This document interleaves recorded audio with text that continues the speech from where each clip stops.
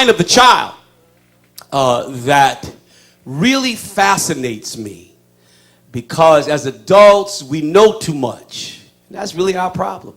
That's why we don't make it through temptations, through struggles, through hard places, because we process, because we have what we might say the advantage of experience. Experience makes us feel. And of course, it's real. So you know that things are the way they are by your experience.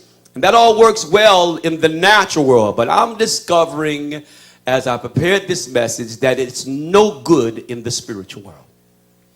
Your mind, your knowledge, your understanding has no value when it comes to trusting the hand of God in hard places. And that's the lesson today.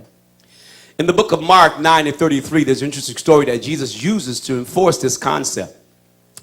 He is now in the aftermath of ministering to the disciples, and they are guessing who his name is. And they had went out by companies of 2, some 70, and they had tried to cast out a devil. And the Bible said when they tried to cast the devil out of the man's son who had a lunatic spirit, that they couldn't cast it out. And then he brought the young child to Jesus, and Jesus cast out the devil. And later in the text, they inquired in the house as to why couldn't we do it? And of course, he says, this can't go out by but nothing but prayer and fasting.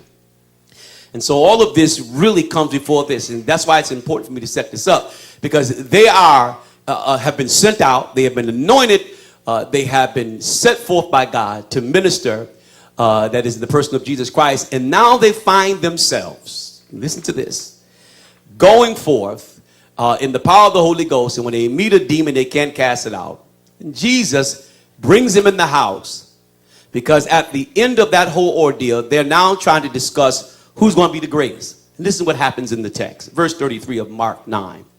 And he came to Capernaum, and being in the house, he asked them, what was it that ye disputed among yourselves by the way?